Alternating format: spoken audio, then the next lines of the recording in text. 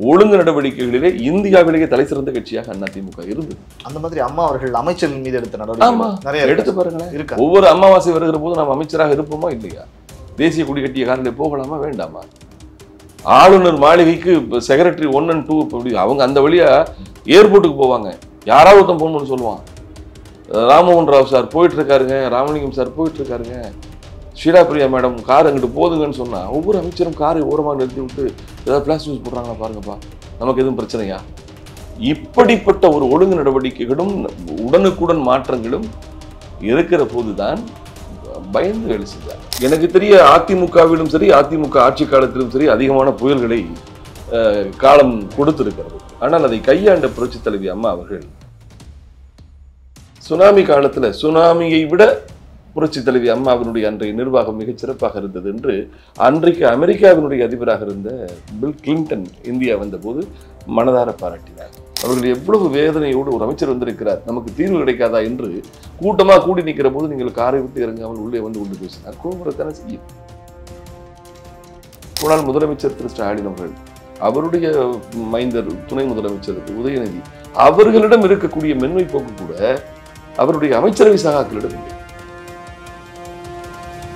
ஒரு அமைச்சர் 16 கோடிக்கு வீடு கட்டிட்டு 4 மாசத்துல இடிஞ்சு போச்சுன்னா அந்த அமைச்சர், அந்த பொறியாளரை, அந்த என்ஜினியரை, அந்த கொத்தனாரை விடுவாரா? சும்மா விடுவாரா? நான் என்ன கேட்கிறேன்னா, செங்கத்தில் கட்டப்பட்ட 16 கோடி ரூபாய் பாலம் அடித்து கொண்டு போகிறது ஏவாவேலிடமிருந்து இன்றைக்கு வரை பொறுப்பான பதில். இதுவரை திராவிட முன்னேற்ற கழகம் ஆட்சியில் இருந்து கொண்டு ஆட்சியை பிடிக்கிற சாதனையை செய்தது கிடையாது. 2வது முறை தொடர்ந்து ஆட்சிக்கு வந்ததே கிடையாது. ஆக அப்படி இதுவரை திமுக செய்யாத ஒரு சாதனையை அதிமுக செய்ய வைத்து விடுமோ என்கிற கவலையும் வேதனையும் என்னை போன்று இருக்கு. நான் கேட்கிறேன், இந்த மாதிரி ஒரு நிர்வாகம் இருக்கும்போது சுனாமி வந்திருந்தா என்ன சார் இருக்கும்? கொஞ்சம் கற்பனை பண்ணி பாருங்க. என் பெற்றோர் வைத்த ஜெயலலிதாண்ட பெயரையே நான் மறந்து போகும் அளவுக்கு நீங்கள் அழைக்கின்ற அம்மா என்னும் ஒரு சொல்லுக்காகத்தான் என் ஆயுளை அர்ப்பணித்து உழைக்கிறேன். எனக்கென்று உறவுகள் கிடையாது, எனக்கென்று சொந்தம் என்று யாரும் இல்லை. என் இல்லமும் உள்ளமும் தமிழக மக்களாகிய நீங்கள் மட்டும்தான். பேரிடர்களை வென்று காட்டுவதில் உங்கள் சகோதரியின் அரசு பெருமை பெற்ற அரசு. தைரியமா இருக்க, நான் இருக்கேன். அந்த உரையை எழுதியது நான், என்னை எழுத சொன்னது அம்மா. நான் விழிகசிக்கும் கண்ணீரோடு சொல்கிறேன், அதிமுகவுக்கு இன்னொரு புரட்சி தலைவர், இன்னொரு புரட்சி தலைவி நம் ஆயுளில் கிடைப்பதற்கு சாத்தியமில்லை நான் கருதுகிறேன். இந்தியாவிலே ஃபர்ஸ்ட் ஐடி விங் கட்சியையும் தொழில்நுட்ப காலத்துக்கு கூட கிடையாது, யாருமே பண்ணல, மாநில கட்சிகள் யாருமே பண்ணல. நீங்க பார்க்கலாம், நான் தான் பக்கத்தில் நிற்காம அதை தொடங்கி. அரசியல் இயக்கம் என்பது நதி போல ஓடிக்கொண்டிருக்கணும். தேங்கி நின்று விட்டால் அது கழிவு நீர் குட்டையா போயிடும். அதிமுக இப்பொழுது தேங்கி இருக்கிறது. அப்போ எடப்பாடிக்கும் திராவிட முன்னேற்ற கழகத்தால் எந்த இடையூறும் இல்லை. எடப்பாடியினுடைய தலைமை ஆளும் திராவிட முன்னேற்ற கழகத்துக்கு எந்த இடையூறும் இல்லை. ஒரு பரஸ்பர ஒப்பந்தத்தோடு போகிற போது இதை மக்கள் பார்க்கிறார்கள். இன்றைக்கு அதிமுகவில் வாரிசு அரசியல் தொடங்கிவிட்டது. நீங்க சொன்ன மாதிரி எடப்பாடியார், அவருடைய பையன்தான்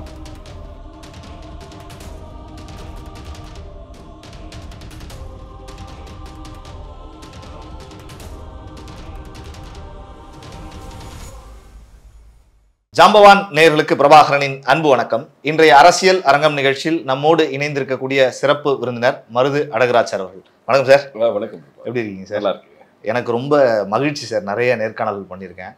ஒரு பத்திரிகை துறையில் ஒரு மூத்த பத்திரிகையாளராக இருந்து அரசியல்லையும் சாதிச்சு நிறைய விஷயங்களை நீங்கள் செஞ்சுருக்கீங்க. அந்த வகையில் உங்களை நேர்காணல் எடுக்கிறது அப்படிங்கிறது எனக்கு ரொம்ப மகிழ்ச்சி சார். மிக்க நன்றி. ஓகே, நம்ம நிகழ்ச்சிக்குள்ளே போகலான்னு நினைக்கிறேன். நிறைய அரசியல் சூழல் நீங்கள் அம்மா அவர்களோடு பயணித்திருக்கிறீர்கள். அவர் முதல்வராக இருந்த காலத்திலையும் அதிமுக ஆட்சி காலத்திலையும் பயணிச்சிருக்கீங்க, நிறைய பேசியிருக்கீங்க. பேரிடர்களில் இந்த மாதிரியான மழைக்காலங்களில் வெள்ள சமயங்கள்லாம் அவங்க எந்த மாதிரியான சூழல்களை எல்லாம் சந்திச்சிருக்காங்க, எப்படி அதை சமாளித்து வந்திருக்காங்க சார்? இந்த மாதிரி நடக்கிறாங்க. அரசியல் அதிகாரத்தை கையாள்வதிலும் சரி, அதிகாரிகளை கையாள்வதிலும் சரி, புரட்சி தலைவி அம்மா அவர்களுடைய அந்த கமாண்டிங் சொல்லக்கூடிய அந்த ஆளுமை அது அசாத்தியமானது. பேரிடர்களை முன்கூட்டி கணிக்கின்ற இன்றைய விஞ்ஞானம் அன்றைக்கு குறைவுதான்.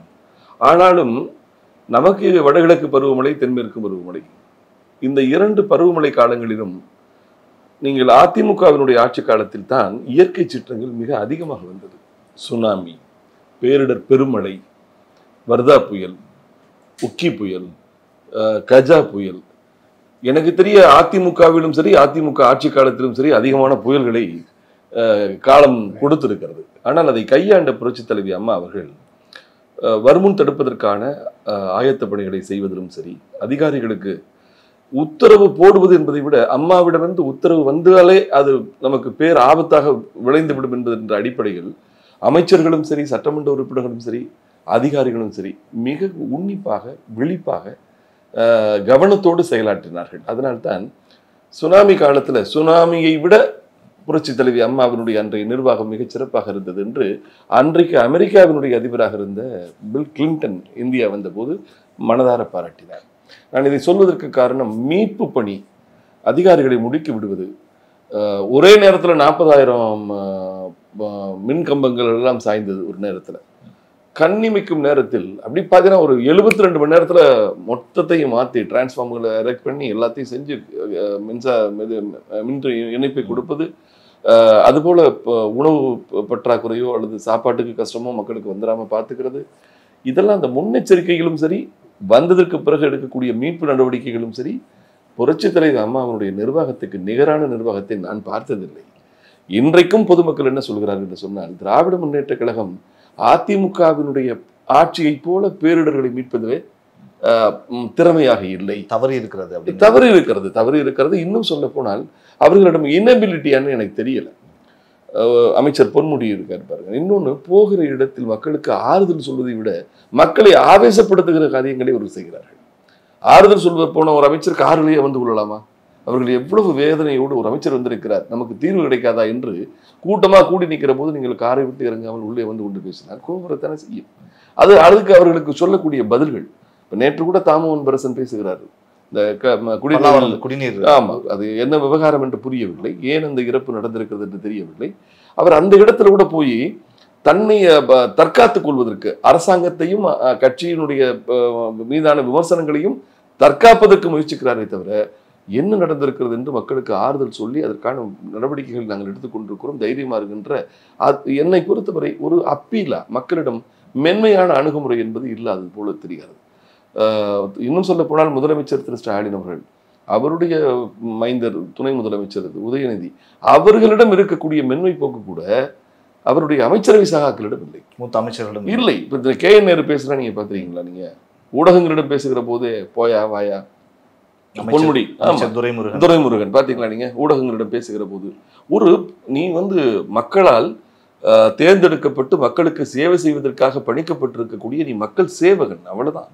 உனக்கு ஒரு 5 வருஷம் சந்தர்ப்பத்தை கொடுத்து, என்னுடைய வரிப்பணத்தில் கார் கொடுத்து, உனக்கான வசதி வாய்ப்புகளை கொடுத்து, பங்களா கொடுத்து, பல கோடி ரூபாய் சம்பாதிப்பதற்கு சாத்தியங்கள் கொடுத்து, இன்னும் சொல்ல போனால் 5 ஆண்டு காலம் நீங்கள் அடித்து குவிப்பதற்கு மக்கள் கொடுக்கிற உரிமம் என்ற லைசன்ஸ் என்று எடுத்துக் கொடுக்கிறார்கள். நான் என்ன கேட்கிறேன், நீங்க எவ்வளவு வேணா சம்பாதிக்கிறீங்க, சந்தோஷமா இருக்கீங்க, வளமான வாழ்க்கை, எல்லா விதமான மகிழ்ச்சியையும் கொடுத்திருக்கும் இந்த மக்களிடம் ஏன் நீங்கள் மென்மையாக அணுகக்கூடாது? இந்த மக்களிடம் ஏன் நீங்கள் உண்மையாக இருக்கக்கூடாது என்பதை பார்க்கிற போது அம்மாவின் ஆட்சியை இன்றைக்கு இருக்கக்கூடிய திராவிட முன்னேற்ற கழகத்தின் ஆட்சியோடு குறிப்பாக பேரிடர் காலத்தில் ஒப்பிடவே முடியாது. நீங்கள் சாதாரண பொதுஜனத்தில் போங்க, இல்லைங்க அதிமுக அவங்க நல்லா பண்ணுவாங்க அப்படித்தான் சொல்றான். எந்த ஆட்சியாக இருந்தாலும், நிச்சயமாக எடப்பாடியினுடைய ஆட்சியாக இருக்கட்டும், அண்ணன் OPS இருந்த போது கூட இந்த வரதாப்புகள் எல்லாம் அவர் வந்து வெட்டிய வேட்டியோடு பொது இடத்துல போய் வேட்டியை முடிச்சுக்கிட்டு கீழே மரத்தடியில் உட்காந்துக்கிட்டு அவங்க செய்த வேலைகள் எல்லாம், இந்த அர்ப்பணிப்பு என்பது அதிமுகவிடமே பிரதானமானது. திராவிட முன்னேற்ற கழகத்திடம் அது இல்லை என்பது உண்மை. எந்த சூழ்நிலையிலும் மக்களிடம் இலகுவாக அணுகுவதே கிடையாது. நீங்கள் எடுத்து பாருங்க, சட்டமன்ற உறுப்பினர்களிலிருந்து நாடாளுமன்ற உறுப்பினர்களிடமிருந்து ஒரு தடித்த வார்த்தைகள் பேசுவது, தலைவணங்காத தன்மை, மக்களை இழிவாக மலிவாக நினைப்பது, என்ன இவர்களுக்கு யார் நம்மை விட்டா இருக்கிறாங்க?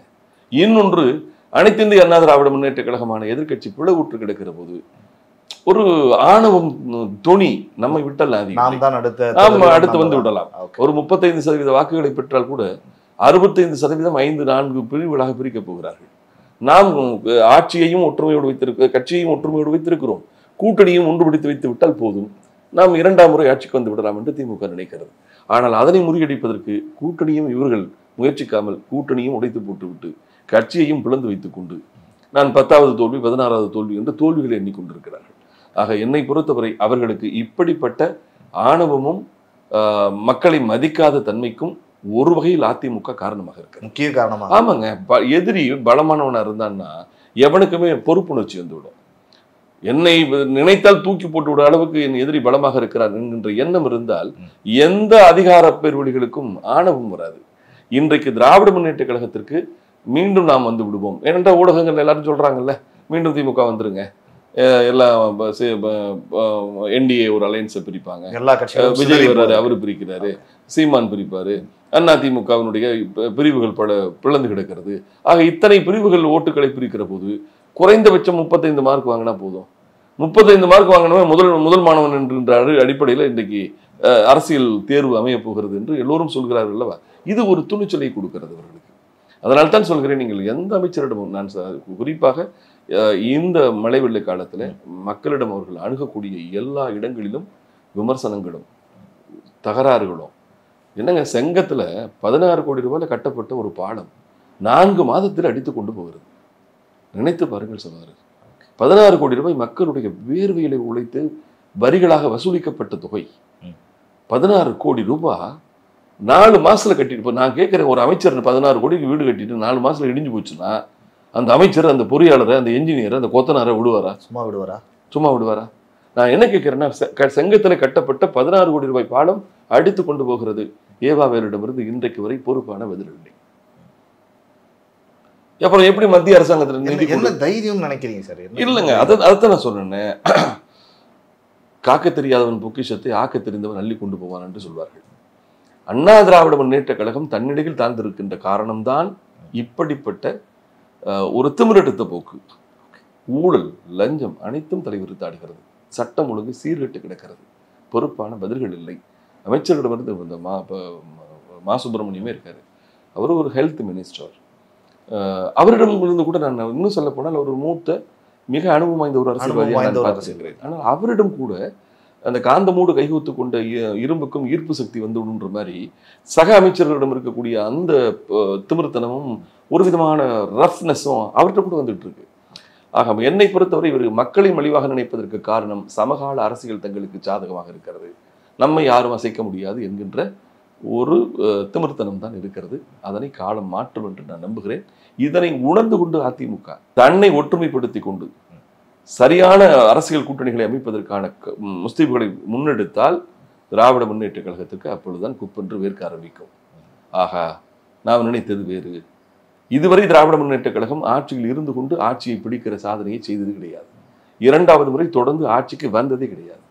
ஆக அப்படி இதுவரை திமுக செய்யாத ஒரு சாதனையை அதிமுக செய்ய வைத்து விடுமோ என்கிற கவலையும் வேதனையும் என்னை போன்றவருக்கு இருக்கு. பல விஷயங்கள் நம்ம பேசிகிட்டு இருந்தோம். அந்த வகையில் அம்மா அவர்கள், நீங்கள் அமைச்சர்கள் குறித்து பேசுனீங்க. இப்போ திமுக அமைச்சர்கள்லாம் இந்த மாதிரிலாம் பேசுகிறாங்க அப்படின்னு பேசுனீங்க. அம்மா காலத்தில் ஆட்சியில் இருந்தப்ப இந்த மாதிரியான பேரிடர்களில் அமைச்சர்களில் எப்படி வேலை? நீங்கள் அத்தனை அமைச்சர்களும் வீட்டுக்கே போக மாட்டாங்க. நீங்கள் தங்கமணிய மின்துறை அமைச்சர், அவருடைய நிர்வாகத்தில் நீங்கள் பார்த்தீங்கன்னா அந்த மின் இணைப்புகளை மீட்டெடுப்பது, பெரிய பேரழிவை சந்தித்த காலத்தில் கூட அமைச்சர் அங்கே கிடப்பார். பார்த்தீங்கன்னா தொழிலாளர்களை ஊக்குவிப்பாங்க.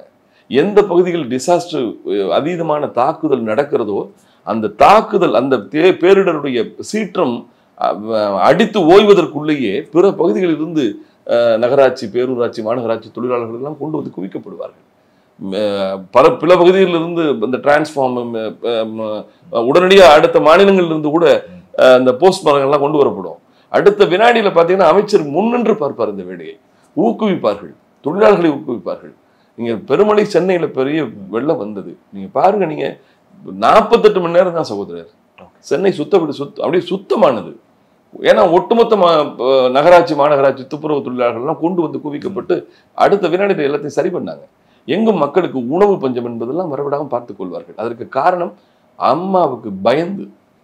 எப்பவுமே ஒரு தலைவன் மிகச் சரியானவனாகவும் நியாயத்தை ஆதரிப்பவனாகவும் தவறுகளை தண்டிப்பவனாக இருந்து விட்டால் உங்களுக்கு கீழே இருந்து வேலை செய்யக்கூடிய அமைச்சர்கள், சட்டமன்ற உறுப்பினர்கள் நேர்மையாகவும் உண்மையாகவும் துடிப்போடும் வேலை செய்வார்கள். தலைவரை ஈஸியாக ஏமாற்றலாம், தளபதியை ஈஸியாக ஏமாத்திடலாம். அப்படியே ஒரு பிரச்சனை வந்தால் கூட குடும்பத்தில் யாரோ ஒருத்தரை பிடிச்சு பல மாடங்கள் இருக்கிறது. இப்போ அம்மாவுக்கு அப்படி எல்லாம் கிடையாது. இன்றைக்கு திராவிட முன்னேற்ற கழகத்தினுடைய தலைமைக்கு பல பிரான்ச்சஸ் இருக்கு. நான் முதலமைச்சர் திரு ஸ்டாலின் அவர்கள் என்று சொன்னால் கூட அடுத்து உதயநிதி இருக்காரு, கனிமொழி இருக்காங்க, இந்த தயாநிதி மாறன் இருக்காரு, அழகிரி இருக்காங்க, செல்வி அவங்க இருக்கிறாங்க, துர்கா ஸ்டாலின் இருக்காங்க, பல அதிகார மாடங்கள். என்னை பொறுத்தவரை இவர்களுடைய பலவீனமான முதலமைச்சர் திரு ஸ்டாலின் என்று தான் நினைக்கிறேன். இவரை விட பலமானவர்கள் இருக்கிறார்கள். முதலமைச்சர் உத்தரவு போட நினைத்தால் கூட அந்த உத்தரவை உடனே தடுத்து நிறுத்துகிற அளவுக்கு அதிகார பீடங்கள் இங்கே இருக்கு, குடும்பத்திலே இருக்கிறது. அதனால யாரையாவது பிடிச்சு வந்துக்கலாம், அச்சம் இல்லை. நான் இவ்வளவுதான் சொல்லுவேன். கடலூர்ல ஒரு எம்பி ஒரு கொலை வழக்கில் சம்பந்தப்பட்டார், பாத்தீங்களா இல்லையா? ஒரு போதை வஸ்து கடத்தல்ல அந்த அயலக பிரிவினுடைய செயலாளரே ஒருத்தர் அகப்படுறாரு. குற்றங்களை ஆளுங்கட்சியில் இருக்கக்கூடியவர்கள் எல்லாரும் ஆளுங்கட்சியா இருக்கும்போது அதிகாரத்தை துஷ்பிரயோகம் செய்து சம்பாதிப்பான். ஆனால் சட்டவிரோத காரியங்களிலே அரசாங்கத்துக்கு புறம்பான கட்சிக்கு அவப்பெயர் ஏற்படக்கூடிய காரியங்கள்ல யாரும் ஈடுபட மாட்டாங்க. சார் 5000 ரூபாய் பணம் வாங்கிட்டு கொடுக்கலன்றதுக்காக அதிமுக ஒருத்த மேல எஃப்ஐஆர் விழுந்து அடுத்த வினாடி அம்மா கட்சி விட்டு நீக்குவாங்களா இல்லையா? ஒழுங்கு நடவடிக்கைகளை இந்தியாவிலேயே தலை சிறந்த கட்சியாக அதிமுக இருந்தது. அந்த மாதிரி அம்மா அவர்கள் அமைச்சர்கள் மீது எடுத்த நடவடிக்கை நிறைய எடுத்து பாருங்களேன். ஒவ்வொரு அமாவாசை வருகிற போது நாம் அமைச்சராக இருப்போமா இல்லையா? தேசிய கொடி கட்டிய காரிலே போகலாமா வேண்டாமா? ஆளுநர் மாளிகைக்கு செக்ரட்டரி 1 and 2 அவங்க அந்த வழியா ஏர்போர்ட்டுக்கு போவாங்க. யாராவது ஒருத்தன் போகணும்னு சொல்லுவான். ராமமோகன் ராவ் சார் போயிட்டு இருக்காருங்க, ராமலிங்கம் சார் போயிட்டு இருக்காருங்க, ஷீலா பிரியா மேடம் கார் அங்கிட்டு போதுங்கன்னு சொன்னா ஒவ்வொரு அமைச்சரும் காரை ஓரமாக நிறுத்தி விட்டு ஏதாவது பிளாஸ் நியூஸ் போடுறாங்களா பாருங்கப்பா, நமக்கு எதுவும் பிரச்சனையா? இப்படிப்பட்ட ஒரு ஒழுங்கு நடவடிக்கைகளும் உடனுக்குடன் மாற்றங்களும் இருக்கிற போதுதான் பயந்து வேலை செஞ்சாங்க. அம்மா கொன்றுவாங்க, உடனே சரியா செய்யணும் அப்படின்ற அந்த வேகம் இருந்தது. அதனால்தான் அம்மாவினுடைய ஆட்சி காலத்தில் இயற்கை கூட நான் என்ன நினைக்கிறேன்னா, சீற்றங்களை புயலோ மழையோ இவையெல்லாம் இயற்கை தரக்கூடிய அம்சங்கள் தான். ஆனால் அந்த இயற்கை கூட மக்களை தன்னிடமிருந்து தற்காக்கிற அரசாங்கங்கள் இருக்கிற போது தான் அதிகமாக களத்திற்கு வந்து இயற்கையா யோசிக்குது. நான் பெரிய சேதத்தை உருவாக்குவேன், ஆனாலும் மக்களை தற்காப்பதற்கு சரியான தலைமை இருக்கிற காலத்தில் தான் அதை நான் செய்கிறேன் என்பது போல அம்மாவினுடைய காலத்தில் நான் கேட்கிறேன், இந்த மாதிரி ஒரு நிர்வாகம் இருக்கும்போது சுனாமி வந்திருந்தா என்ன சார் இருக்கும்? கொஞ்சம் கற்பனை பண்ணி பாருங்களேன். இந்த மாதிரி ஒரு நிர்வாகம் இருக்கிற போது சென்னையில நடந்த அந்த பெரும் மழை வெள்ளம் வந்திருந்தா, நீங்க சாத்தனூர் டேம்ல இருந்து தண்ணீர் திறந்து விட்டது, முறையான அறிவிப்புகள் முறையான எச்சரிக்கைகள் இல்லாமல் நீங்க உயிரிழப்புகளை விட உடைமை இழப்புகள் எவ்வளவு தெரியுமா? ஒரு இண்டிகோ காரை வாங்கி டியூ போட்டு கட்டிக்கிட்டு குடும்பத்தை நடத்தி பிள்ளைகளுக்கு ஃபீஸ் கட்டிக்கிட்டு இருந்த எத்தனை இளைஞருடைய கார்கள்லாம் அடிச்சுட்டு போயிருக்கு.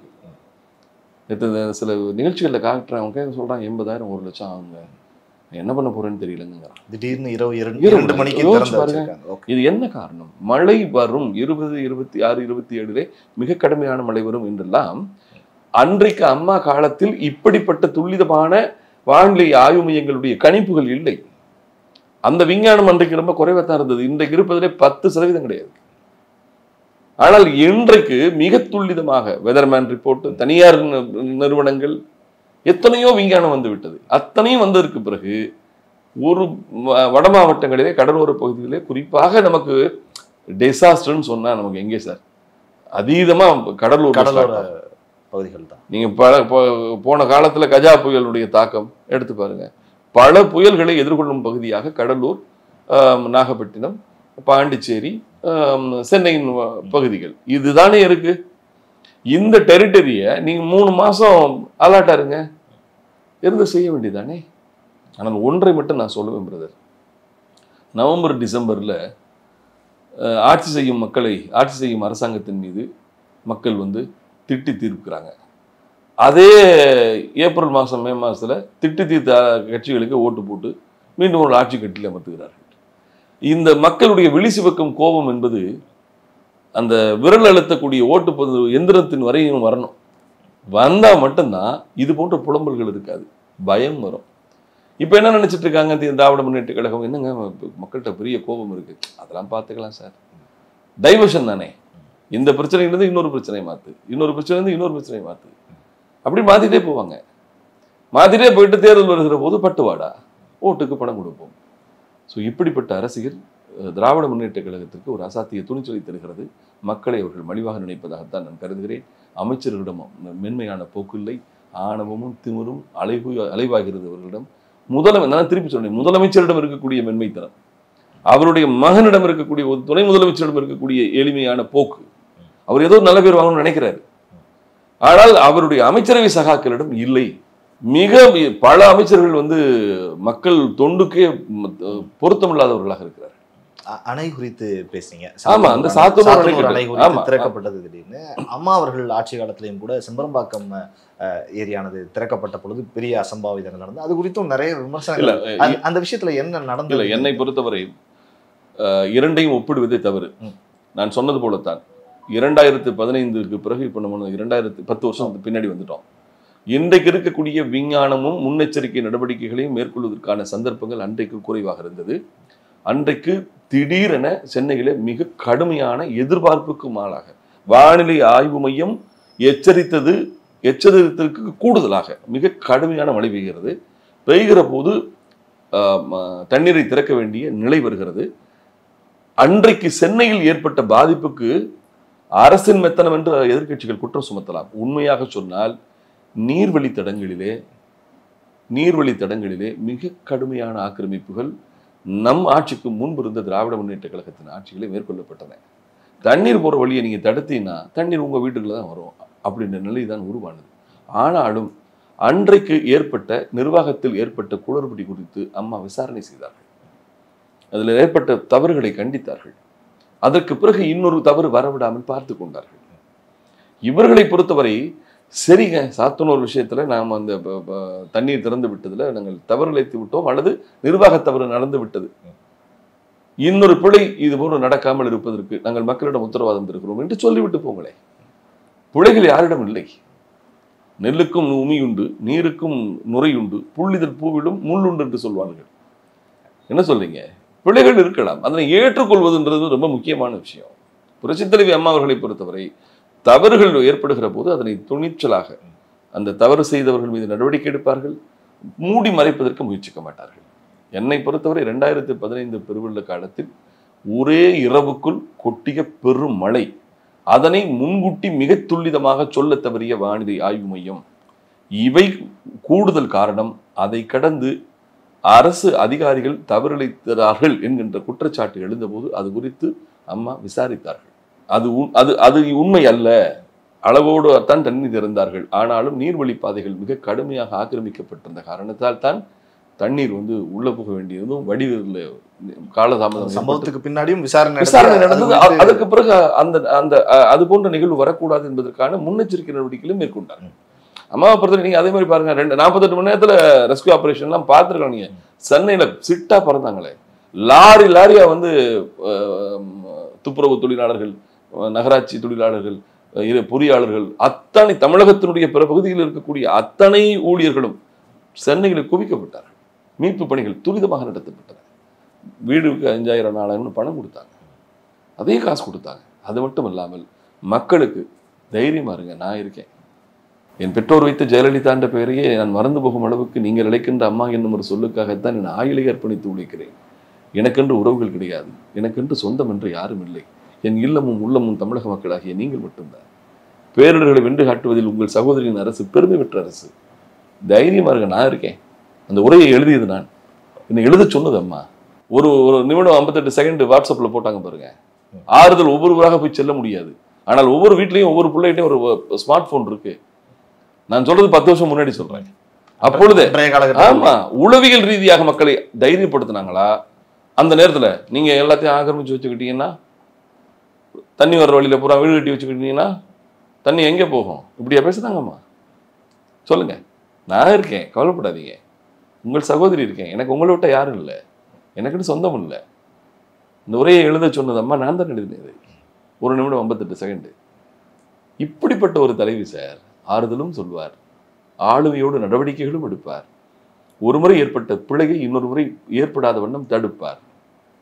மக்களை கண்கொண்டு கவனத்தோடு காத்தார். மாநிலம் காவலன் என்பான் மண் உயிர்க்குங்கால், தன்னால் தன் பரிசனத்தால் ஊனமுகு பகை திறத்தால் உயிர் தம்மால் கல்வரால் ஆணபயம் ஐந்தும் தீர்ப்பான் அவனொன்னோ மன்னன்வான். இந்த உலகத்தில் சிறந்த மாநிலம் காவலன் யாரு, அரசன் யாருன்னு கேட்டா, இந்த மாநிலம்னா மாநிலம் பெரிய இந்த பூமியை காப்பவன். முதல்ல தன்னால மக்களுக்கு தொந்தரவு இருக்கக்கூடாது, அவன் நல்லவனா இருக்கணும். தன் பரிசனத்தால், தன் சொந்த பந்தங்களால, மாமன் மச்சான் அண்ணன் தம்பின்னு இருந்து ஊரை லூடி பண்ணக்கூடாது. தன்னால் தன் பரிசனத்தால் ஊனமுக்கு பகை திறத்தால், எதிரிகளால், கல்வரால், திருடர்களால், உயிர்தம்மால், விலங்குகளால், ஆணவயம் ஐந்தும் திற்பான் அவனொன்னும் மன்னன். பொருத்தி பாருங்கள், புரட்சி தலைவியை விட ஒரு பொருத்தமான ஒரு தலைவர், ஒரு மாநில காவலர் தான் இருக்காங்களா? சொல்லுங்க பார்க்கலாம். விமர்சனங்கள் 1000 இருக்கலாம் சார். அவர்களை பொறுத்தவரை மக்களை தெய்வமாக நினைத்தார்கள், மக்களை வணங்கினார்கள். மக்களால் நான், மக்களுக்காக நான் என்று, உங்களால் தான் நான் என்று வெளிப்படையாக ஒத்துக்கிட்டாங்க. அந்த டெடிகேஷன் இப்போ இல்லை சார். வெளிப்படையாகவே கேட்குறேன் சார். அம்மா அவர்கள் குறித்து நிறைய விஷயங்கள் நீங்கள் சொல்கிறீங்க. அவருடைய தகுதி, அவருடைய நடவடிக்கைகள், எந்த மாதிரியான மனம் கொண்டவர் அப்படின்னு. அந்த மாதிரியான ஒரு தலைவர் மீண்டும் அதிமுகவுக்கு கிடைச்சாதான் அதிமுக மீண்டெழுங்கிற சூழல் தானே இருக்குது. அப்படி ஒரு தலைவராக நீங்கள் யாரை பார்க்குறீங்க அதிமுக? நான் விழிகசிக்கும் கண்ணீரோடு சொல்கிறேன், அதிமுகவுக்கு இன்னொரு புரட்சி தலைவர், இன்னொரு புரட்சி தலைவி நம் ஆயுளில் கிடைப்பதற்கு சாத்தியமில்லை என்று நான் கருதுகிறேன். இப்பொழுது நாங்கள் நினைப்பதெல்லாம் அப்படிப்பட்ட தலைவர்கள் கிடைக்காது போனாலும், அம்மா அப்பா இல்லாத காலத்தில் அண்ணன் தம்பிலாம் சேர்ந்து ஒற்றுமையாக குடும்பத்தை நடத்துவாங்க. அதுபோல ஒற்றுமை என்பதை கரிஷ்மேட்டிக்காக மாற்றி, நட்சத்திர அந்தஸ்தாக மாற்றி, இந்த இயக்கத்தை பத்திரப்படுத்தி, எவ்வளவு நம்பிக்கை இருந்தால் எனக்கு பின்னாடி 100 வருஷமானாலும் அதிமுக தமிழ்நாட்டை ஆட்சி செய்யும் என்பது அது வசனம் அல்ல, அது வார்த்தைகள் இல்லை. புனித ஜார்ஜ் கோட்டையிலே சட்டப்பேரவையிலே அம்மா வைத்த நம்பிக்கை.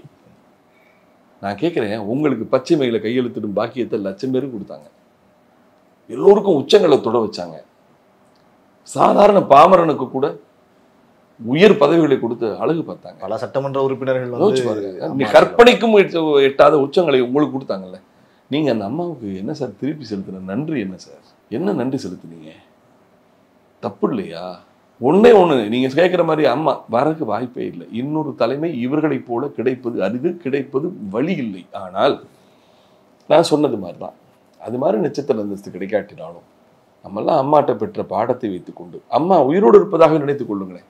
வங்கத்து கடலோரம் அந்த வழித்துணை தெய்வம் உறங்கி கொண்டிருக்கிறார், நாம் என்ன செய்துவோம் என்பதை கவனித்துக் கொண்டிருக்கிறார் என்று நினைத்துக் கொள்ளுங்கள். நான் கேட்கிறேன், அம்மா மட்டும் அங்கே உயிரோடு படுத்திருக்காங்கன்னு நினைச்சா எடப்பாடியோ அவர் சார்ந்தவர்களோ அல்லது ஓபிஎஸ்ஓ அல்லது எல்லோருக்கும் ஒரு பக்குவம் வந்துருமா இல்லையா? பிரிந்து கிடக்கிற எல்லோருமே சேரணும் அப்படிங்கிற ஒரு எண்ணம் வரும்ல. மரணித்தவர் வரமாட்டார். அம்மா அவன் சகாப்தம் முடிந்தது, நாம் அடக்கத்தோடு இருந்த காலமெல்லாம் முடிந்தது. இப்பொழுது நம்ம அதாவது கட்டுப்பாடற்ற மைதானத்தில் கட்டவிழ்த்து விடப்பட்ட காளைகள் போல் துள்ளி திரிகிறார்கள். பயம் போச்சு. 20 வருஷமா 33 வருஷம் அம்மா பொதுச் செயலாளர். எனக்கு தெரிய 33 வருடங்களில் ஒற்றை பெண்மணியாக இருந்து இத்தனை லட்சம் ஆண்களையும் ஆண் இனத்தையும் கட்டி, அது அச்சுறுத்தினாங்கன்னு சொல்ல மாட்டேன், ஒழுக்கத்தோடு ஒரு கட்சியை நடத்தினார். அப்படிப்பட்ட ஒரு தலைவியை நான் பார்த்தது கிடையாது. இந்திய தேசத்திலேயே தரைதளத்து அரசியல் வலைதளத்து அரசியலாக மாறுகிற போது முதல் ஐடி விங் தொடங்கினது அம்மா தான். பார்த்துருக்கீங்களா நீங்க? இந்தியாவிலே இந்த ஃபர்ஸ்ட் ஐடி விங். ஒரு கட்சியையும் தொழில்நுட்ப காலத்துக்கு கட்சிக்கு கூட கிடையாது, யாருமே பண்ணல, மாநில கட்சிக்கு யாருமே பண்ணல. நீங்க பார்க்கலாம், நான் தான் பக்கத்தில் நினைப்பேன். அம்மா அதை தொடங்கி வைக்கும் போது அம்மாவோட வீட்டில் தான் முதல்ல தொடங்கி வச்சாங்க. ஃபர்ஸ்ட் ஐடி விங் செக்ரட்டரி வந்து மிஸ்டர் எஸ்பைர் சாமிநாதன். நான் ஏன் இதை சொல்ல வர்றேன்னா, காலத்துக்கு ஏற்ப கட்சியை புதுமைப்படுத்துவார். இளைஞர்கள் நம்மளுடைய ஆதிக்கம் தான் அரசியலில் எதிர்காலத்தை வழிநடத்த போகிறது என்று தெரிந்த உடனேயே மாணவரணி இளைஞரணி எல்லாம் பின்தங்கிட்டு இளைஞர் இளம்பெண் பாசறை என்று ஒன்றை கொண்டு வந்தாங்க. கட்சியில கொண்டாந்து கூமிச்சாங்க பிள்ளைங்களை. நிறைய இளைஞர்களுக்கு வாய்ப்பு கொடுத்தார்கள். அதுக்கு பிறகு பார்த்தீங்கன்னா முதல் ஐடி விங் அவங்க தான் கொண்டு வந்தாங்க. இந்தியாவிலேயே ஒழுங்கு நடவடிக்கைகளை பார்த்தீங்கன்னா, நான் நமது எம்ஜிஆர் ஆசிரியர், ஒரு பக்கம் பொறுப்புகள் அறிவிக்கப்படுகிற அதே நேரத்தில் ஒழுங்கு நடவடிக்கைகள் பார்த்தீங்கன்னா நீக்கம் சேர்ப்பு வந்துகிட்டே இருக்கும். கட்சியை வந்து சார் என்னன்னா, எப்படி சொல்றது, என்ன ஒரு அரசியல் இயக்கம் என்பது நதி போல ஓடிக்கொண்டிருக்கணும். தேங்கி நின்று விட்டால் அது கழிவு நீர் குட்டையா போயிடும். அதிமுக இப்பொழுது தேங்கி இருக்கிறது. இத்தனை தோல்விக்கு பிறகு ஒத்தை மாவட்ட செயலர் மாத்திருக்காங்களா? ஒரு ஒன்றிய செயலர் மாத்திருக்காங்களா? மாற்றமே செய்யப்படாமல் அதிமுக முதுமை போட்டு போய்விட்டது. எல்லா அரசியல் இயக்கத்திலும் அடுத்த தலைமுறை அரசியல் தொடங்கி இருக்கிறது. திராவிட முன்னேற்ற கழகம் காலத்தை உதயநிதியை கொண்டு வந்து களத்தில் நிறுத்துகிறது. அடுத்து அந்த உதயநிதியை எதிர்கொள்வதற்கு நான் வர்றேன்னு சொல்லிட்டு இன்னைக்கு தளபதி விஜய் வர்றாரு, வெற்றி கழகம் என்று பெயரிட. இன்னொரு பக்கம் பார்த்தா துரை வைகோ வந்துட்டாரு. இன்னொரு பக்கம் பார்த்தா 39 வயதான ஒரு ஐபிஎஸ் அதிகாரி, இபிஎஸ் ஓபிஎஸ் பிராக்ஷன்ல நான் ஐபிஎஸ் உள்ள வந்துருண்டான்னு வர்றாரு. அண்ணாமலை வருகிறாரு. அத்தனை கட்சிகளும் புதுமைப்படுத்தப்பட்டு இளைய தலைமுறை களத்தில் நிறுத்தப்படுகிற போது அனைத்து இந்திய அண்ணா திராவிட முன்னேற்ற கழகம் மட்டும்தான் இன்னைக்கும் பார்த்தா திண்டுக்கல் சீனிவாசன் ஒரு என்ன பேசுகிறேன் தெரியவில்லை. கூட்டணிக்கிடையே போட்டியிடக்கூடிய கட்சியின் சின்னம் மாம்பழம் என்று சொன்னால் அவர் ஆப்பிளுக்கு ஓட்டு கேட்டுக்கிறார். முதலமைச்சர் ஸ்டாலினை மீண்டும் ஆட்சியில் அமர்த்துவோம் என்று சொல்கிறார். இந்த நாட்டின் பிரதமர் மன்மோகன் சிங் என்று சொல்கிறார். அவருடைய நினைவுகள் எல்லாம் பின்னோக்கி போய் கொண்டிருக்கு. இதெல்லாம் அம்மா இருந்தா பேசியிருக்க முடியுமா? இன்னும் சொல்ல போனா இவர் கையில் தான் சார் கட்சியின் பொருளாளர் பதவி இருக்கு. நினைவு தப்பி போகிற ஒருவனிடம் யாராவது கஜானாவை சாவியை கொடுப்பாங்களா? அவர் தான் கட்சியினுடைய பொருளாளர். அதுபோல திரு கே பி முனுசாமி, நீங்கள் எடுத்து பாருங்கள். திரு செல்லூர் ராஜு, கட்சியை ஒரு ஹீரோ தொடங்கி ஒரு ஹீரோயின் வழி நடத்தின கட்சி ஒரு கோமாளிகளின் கூடாரம் போல காட்சியளிக்கிறது. புதுமைப்படுத்த வேண்டாமா? அடுத்த தலைமுறை ஆட்களை கொண்டு வர வேண்டாமா? சொல்லுங்க பார்க்கலாம். இந்த வைகை செல்வன் இருக்காரு, இந்த விபி பரமசிவம் சொல்லிட்டு ஒரு டாக்டர் வேடசந்தூர்ல இருக்காரு, நிறைய இளைஞர்கள் இருக்கிறாங்களே.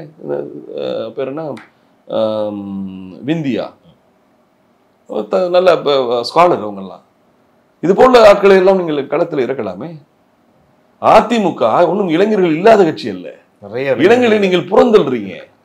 நீங்கள் புறந்தள்ளி கொண்டே இருந்தால் வாய்ப்பு என்ன செய்வாங்க அவங்க? சரி, இங்கே வேலை இல்லை அப்படின்னு சொல்லிட்டு வாய்ப்புகள் வேற எங்கும் கிடைப்பா என்று நகர்ந்து தான் போவார். ஒரு காலகட்டத்தில் நீங்கள் சொல்கிற இந்த விஷயங்கள்லாம் வச்சு பார்க்குறப்ப 2026 தேர்தலுக்கு பிறகு ஒரு திராவிட கட்சி அடியும் அப்படின்னு பேசப்பட்டது. இல்லை, நிச்சயம். அப்போ அந்த கட்சி அதிமுக தான் அப்படிங்கிற எண்ணம் உங்களுக்கு தோணுதா? பொதுவெளியில பேசப்படுது. நிச்சயமாக அனைத்து இந்திய அண்ணா திராவிட முன்னேற்ற கழகத்திற்கு ஒரு பேர் அபாயம் காத்திருக்கிறது. திராவிட முன்னேற்ற கழகம் ஆட்சியை கையில் வைத்திருக்கிறது, கட்சியை கட்டுக்கோப்போடு வைத்திருக்கிறது, கூட்டணியை பத்திரப்படுத்துகிறது. ஒரு அரசியல் இயக்கம் தொடர் வெற்றி பெறுவதற்கு எவையெல்லாம் தேவை? அதிகாரத்தை தக்க வைக்க வேண்டும், வைத்திருக்கிறது. கட்சியை பத்திரப்படுத்தி வைக்க வேண்டும், வைத்திருக்கிறது. கட்சியை தனித்து நின்று வெற்றி பெறுகிற அளவுக்கு திராவிட முன்னேற்ற கழகம் வலுவான இயக்கம் அல்ல. அதனால் கூட்டணி தான் நமது பலம். அப்ப அந்த கூட்டணியும் தக்க வைத்திருக்கிறது. இவை மூன்றையும் சரியாக வைத்துக் கொண்டு திராவிட முன்னேற்ற கழகம் தொடர்ந்து அடுத்த வெற்றியை பெற்றுவிட வேண்டும் என்று முயற்சிக்கிற வேளையில் அனைத்து இந்திய அண்ணா திராவிட முன்னேற்ற கழகம் ஏன் இந்த நிலைக்கானது? நீங்களே ஒரு ஓட்டில் 20 தேர்வுன்னு ஒரு எலெக்ஷன் நடத்துறீங்க. 2 பேரும் ஜெயிச்சாச்சு. ஒரு ஓட்டில் 20 தேர்வு. உலகத்தில் நான் ராமகாதையில ராமன் லட்சுமண்ட கூட இப்படி ஒரு ஒற்றுமை இல்லைன்னு நான் எழுதினேன். நதி காக்கும் 2 கரைகள், விழி காக்கும் 2 இமைகள், நடை கூட்டும் 2 கால்கள். இப்படி ஒரு ஒற்றுமையா அப்படின்னு சொல்லி நான் பாராட்டினேன். மருதுருவர் போல இருக்கிறார்களே, ராமலட்சுமணன் போல இருக்கிறார்களே என்றெல்லாம் பாராட்டினோம். அப்படிப்பட்ட ஒரு ஒற்றுமையோடு தேர்தலை நடத்தி ஒரு ஓட்டில் 20 தேர்வு என்று தேர்வு செய்யப்பட்டு தேர்தல் ஆணையத்திடம் அங்கீகாரம் பெற்று அதிமுக எப்படி ஒரு கட்சிங்க, அம்மா மரணத்திற்கு பிறகு எப்படி ஒற்றுமையோடு கொண்டு போயிட்டு இருக்காங்க. இந்த இரட்டை தலைமை இருக்கிற போது நிர்வாகிகளிடம் ஒரு ஒழுக்கம் இருந்தது. ஒற்றை தலைமை கற்பனை என்று பேசிவிட்டு ஒரு 10 நாள்ல நான் என்ன கேட்கிறேன், விவாகரத்து பண்ணணும்னு முடிவு பண்ணிட்டு கல்யாணம் பண்ணலாமா? நீ அபாலிஷ் பண்ணி ஒற்றை தலைமை இரட்டை தலைமை வேண்டாம்னு முடிவு பண்ணி மனசுக்குள்ள வச்சுக்கிட்டு தொண்டர்களையும் மக்களையும் ஏமாற்றுவது போல ஒரு தேர்தலை நடத்துவது, தேர்தல் ஆணையத்திடம் கொண்டு போய் சமர்ப்பித்து இன்னும் இப்போ வரையும் 2026 வரையும் ஓபிஎஸ் ஒருங்கிணைப்பாளராக இருக்க. ஓகே, நான் என்ன கேட்கிறேன், நீங்க தொண்டர்களையும் ஏமாத்திட்டீங்க, பொதுமக்களிடம் உங்கள் அபிப்பிராயம் போச்சு, கட்சியை உடைச்சிட்டீங்க, பொதுக்குழுவை போய் ஒரு கலவரமா நடத்துனீங்க. பொதுக்குழுவில் அன்றைக்கு தொடங்கிய கலவரம் இன்றைக்கு போகும் இடமெல்லாம் கலவரமாக இருக்கிறது. நீங்க கள ஆய்வுன்னு நீங்க சொல்றீங்க, அது கலவர ஆய்வாக இருக்கிறது.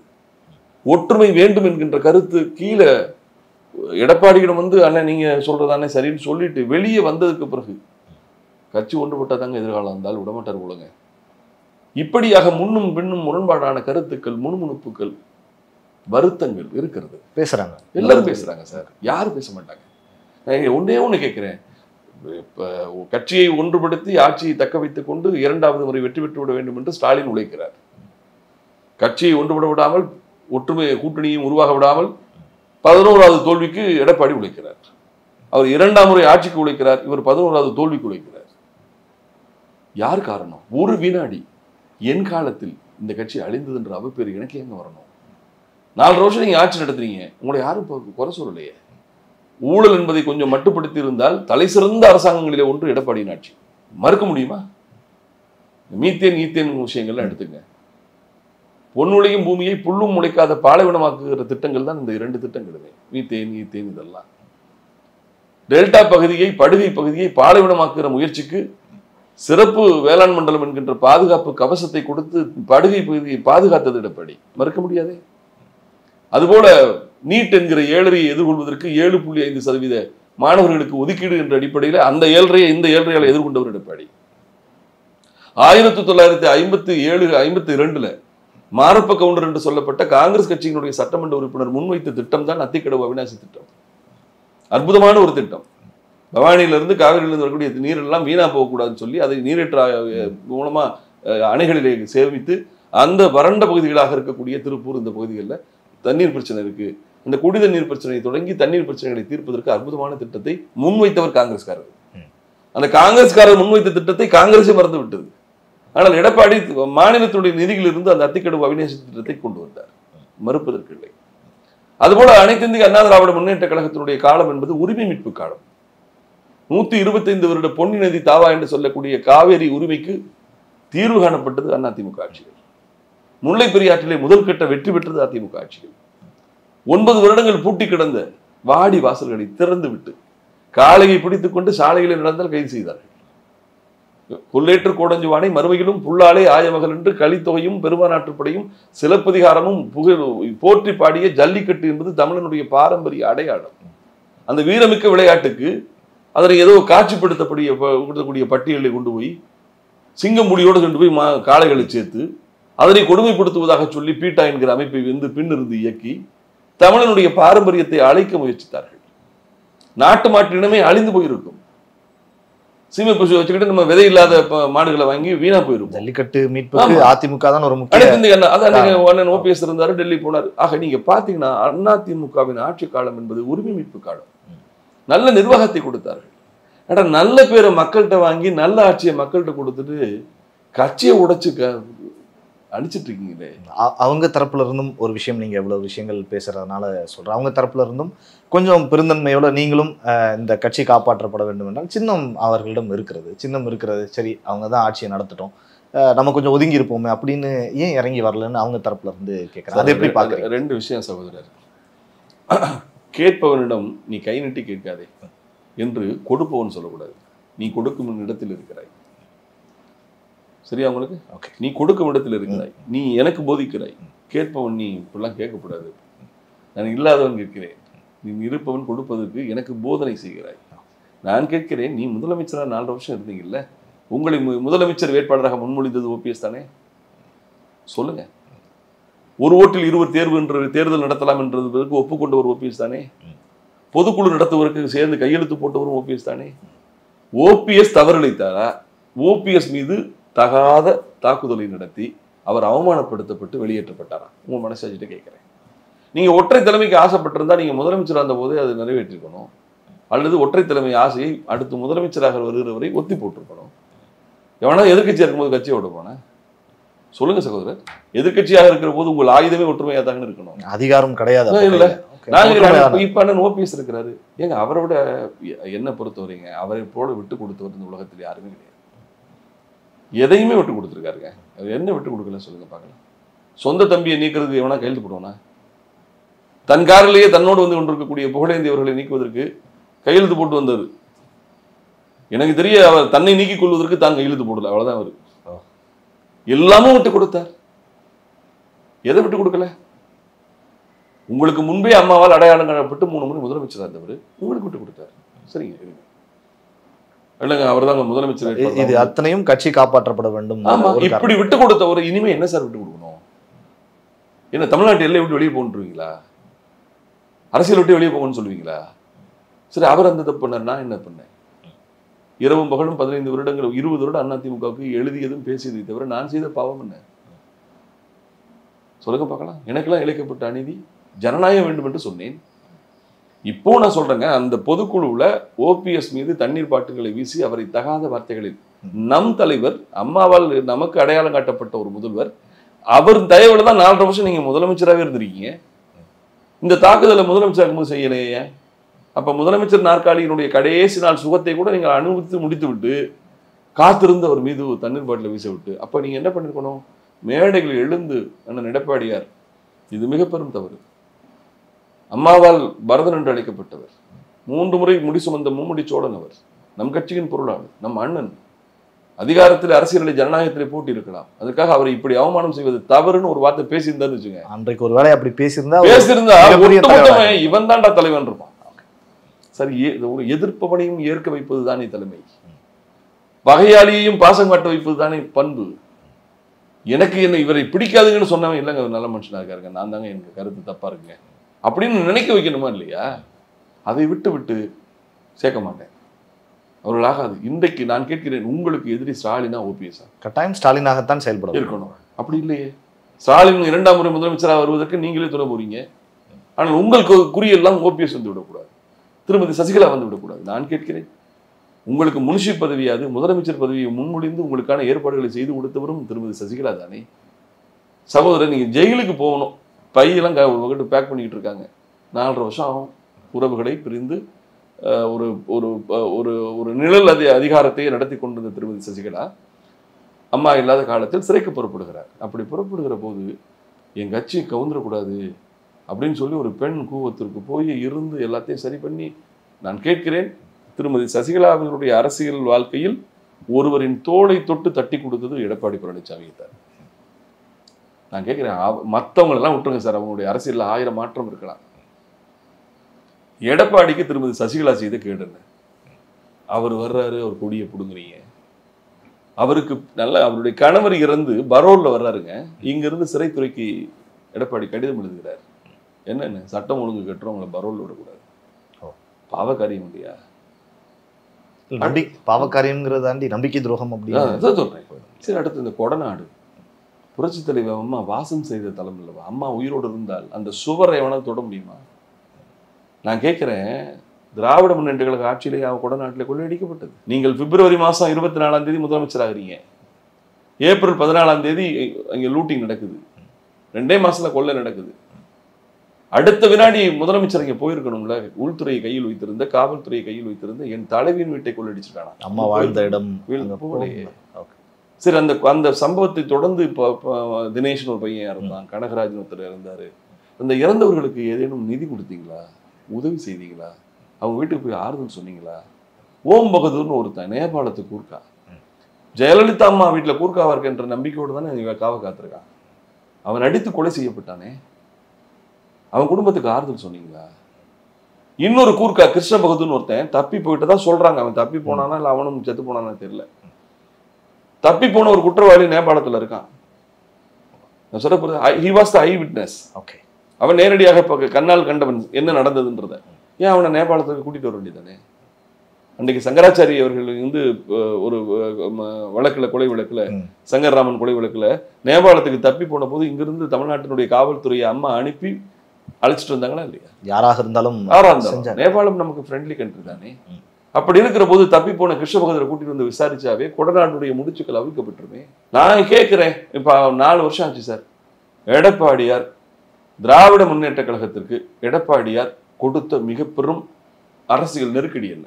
பொங்கல் பையில ஊழல் விளக்கப்பட்டாரா? ஏதேனும் திராவிட முன்னேற்ற கழகத்தினுடைய ஊழல் குறித்து பேசியிருக்கிறாரா? அதானியின் ஊழல் அமெரிக்கா வரை அலையடிக்கிறது.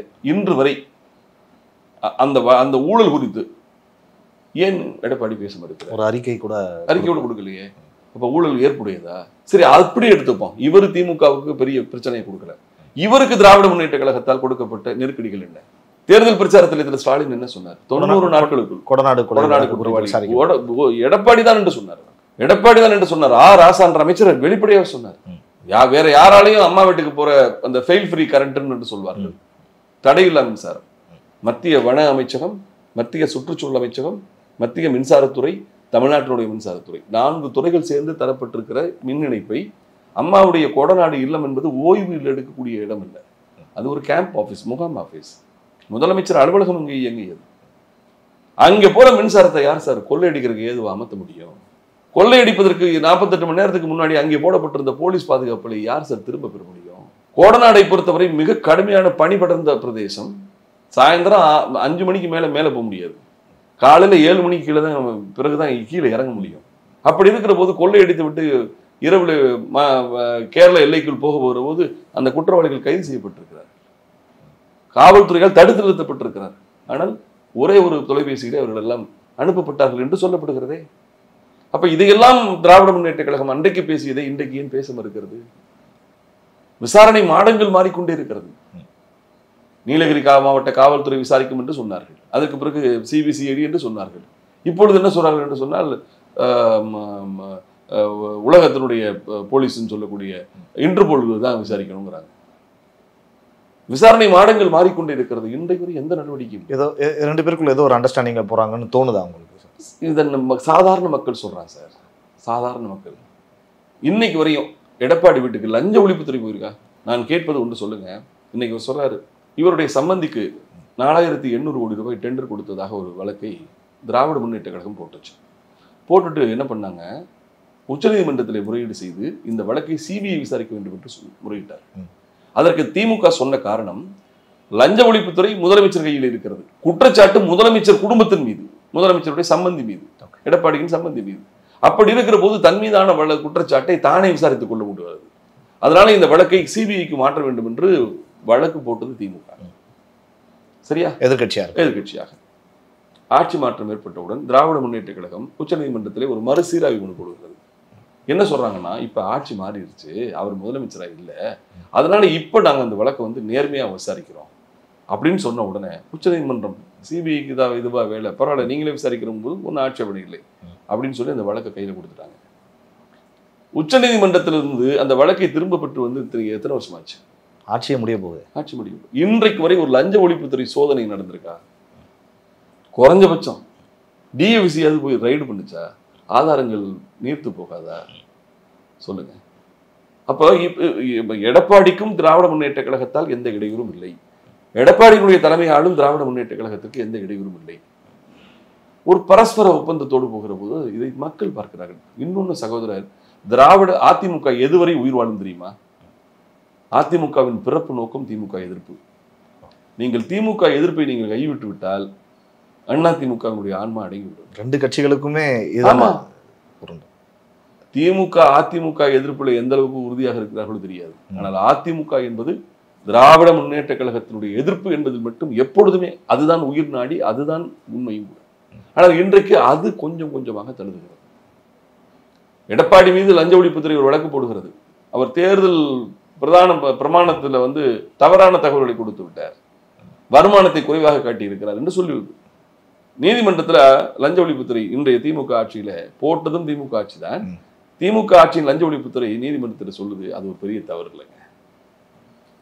ஆனா ஓபிஎஸ் பையனுக்கு இதே வழக்குல மிக பெரும் தவறுங்க, அவர் எல்லாம் தப்பா சொல்லியிருக்காருங்கன்னு சொல்லி அவரை டிஸ்குவாலிஃபை பண்ணதுக்கு தீர்ப்பு வாங்கினாங்க. உண்டா இல்லையா? ஆக ஆளை சொல்லு ரூலை சொல்றேன், நாங்கள் எடப்பாடியை பத்திரப்படுத்துகிறோம் என்பதிலே அவர்கள் குறியா. திமுக ஜெயிப்பதற்கு எடப்பாடி தொடர்ந்து அதிமுகவின் தலைமையில் இருக்கணும்.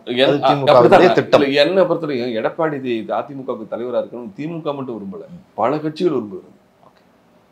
நான் சொல்ல போறதாங்களுக்கு இவர் போல ஒரு ஒரு இயலாமை மனிதர் தலைமையில் இருந்தால்தான் என்னை போன்ற சாதாரண ஸ்டாலின் கலைஞர் அவர்களுக்கு ஒரு பெரிய நிர்வாக புரட்சிகளை செய்தவர் அல்ல. ஆனால் என்னை பொறுத்தவரை அவர் என்ன நினைக்கிறாருன்னா, நமக்கு இவர் இருந்தால் நமக்கு இந்த பாதுகாப்புன்னு அவர் நினைக்கிறார்.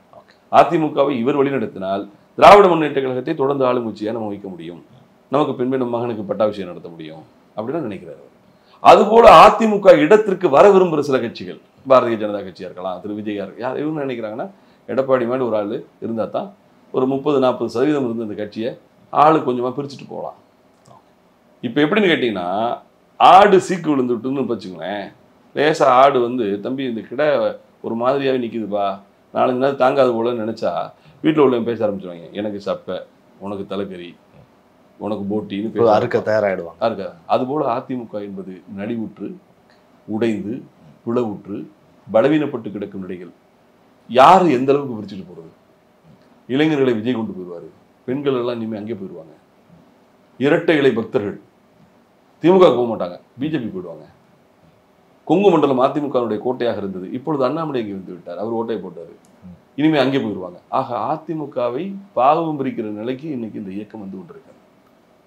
இதுல எந்த அரசியல் உள்நோக்கம் இல்லாமல் இந்த கட்சிக்கு 20 வருடம் எழுதியவன் பேசியவன் என்ற அடிப்படையில் நான் சொல்கிறேன், எனக்கு எந்த உள்நோக்கமும் இல்லை. நிறைய தகவல்கள் எங்களோடு பகிர்ந்து. நீங்கள் இபிஎஸ் அவர்கள் குறித்து பேசுறதுல வாரிசு அரசியல் அப்படியெல்லாம் நம்ம பேசுவோம்.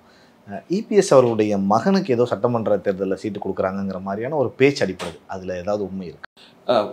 அதிமுகவுக்கும் திமுகவுக்கும் பெரிய வித்தியாசம் என்னன்னு கேட்டால் அந்த ஆணா மட்டும்தான் வித்தியாசம் அப்படின்னு சொல்லி விமர்சிப்பாங்க.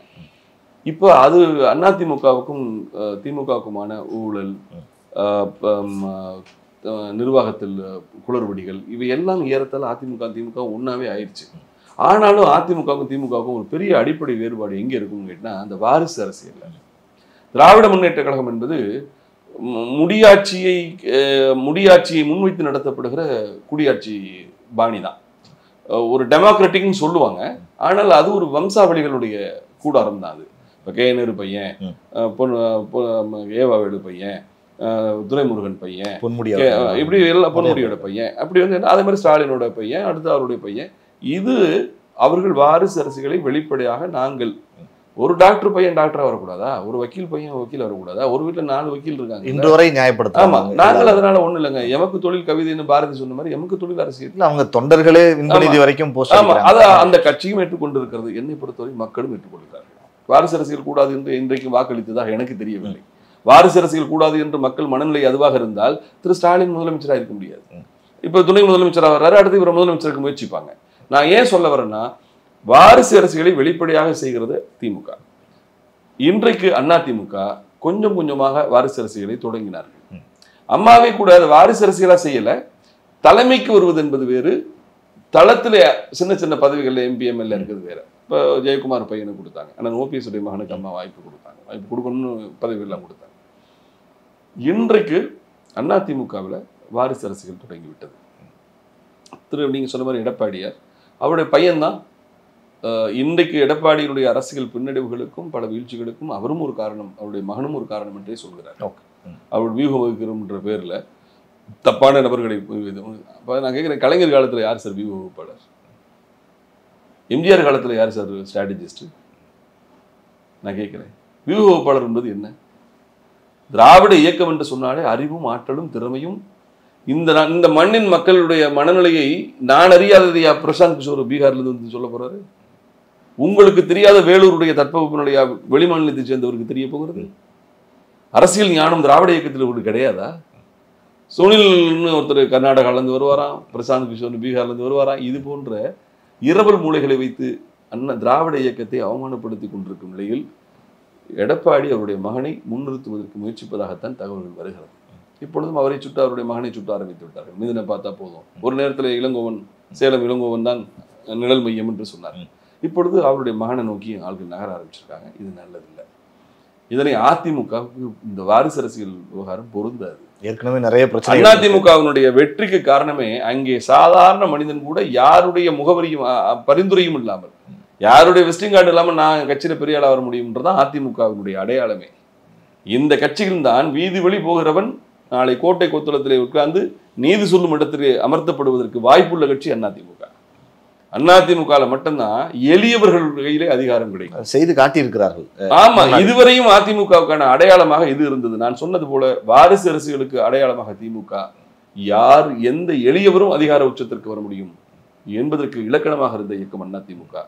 இப்பொழுது திமுகவை விட அதிமுக வாரிசு அரசியல் ரொம்ப முன்னேறிட்டு இருக்கு.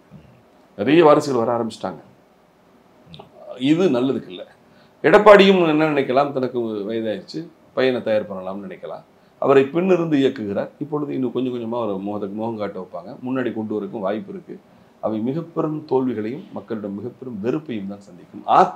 மக்கள் இருக்கிறாங்கன்றது வேற, தொண்டை அதிக மாட்டான். அதிமுக தொண்டை அதிக மாட்டான். மக்கள் வாரிசு அரசியலை பெருசாக கருதுனதா எனக்கு தெரியல. ஆனால் வாரிசு அரசியல் அதிமுகவில் முன்னெடுக்கப்பட்டால் அது இன்னும் பேரழிவுக்கு காரணமாகிவிடும் என்று நான் நம்புகிறேன். நிறைய தகவல்கள் அம்மா அவர்கள் குறித்து பேச தொடங்கி, அதிமுக குறித்தும் சமகால அரசியல் சூழல் எப்படி இருக்கு தமிழகத்தில் அப்படின்னும் நிறைய தகவல்களை உங்கள் நேரத்தை ஒதுக்கி ஜாம்பவான் நேயர்களுக்காக பகிர்ந்து கொண்டீர்கள். உங்களுக்கு ஜாம்பவான் நேயர்கள் சார்பாகவும் இந்த பிரபாகரன் சார்பாகவும் மனமார்ந்த நன்றி. காலத்திற்கு பிறகு மனந்திறந்து பேசக்கூடிய ஒரு வாய்ப்பை நீங்கள் எனக்கு தந்தமைக்காக மிக்க நன்றி. நான் பெரும்பாலும் ஊடகங்களில் நான் மெயின் ஸ்ட்ரீம் மீடியாவுக்கு போகிறதில்லை. என்ன காரணம்னா, திராவிட முன்னேற்ற கழகத்தோடு களமாடுவது எனக்கு பிடிக்கும். என் பகையாளியோடு மோதுகிறேன் அப்படின்னு சொல்லி, என் போட்டியாளரோடு மோதுகிறேன் எனக்கு பிடிக்கும். ஆனால் இப்பொழுது ஊடகத்திற்கு கூப்பிடுவர்கள் எல்லாம் விவாதத்துக்கு கூப்பிடுவதே உட்கட்சி பங்காளி சண்டையை பறைசாற்றுவதற்கு. வா நீனும் எடப்பாடி தரப்பு மோதிக்க அப்படின்னு சொல்லிட்டு உள்யுத்தம் நடப்பதை திராவிட முன்னேற்ற கழகம் பார்த்து ரசித்துக் கொண்டிருக்கிறது. அதனால தான் நான் பல ஊடகங்களுக்கு விவாதங்களுக்கு நான் போறதில்லை. பெரும்பாலும் அதிமுகவின் பிரச்சனைகளை தொடர்ந்து பேசி ஏதும் பலனற்ற நிலையிலே போகிறதே என்கின்ற விரக்திகளை நான் பேசுவதையே குறைத்துக் கொண்டேன்.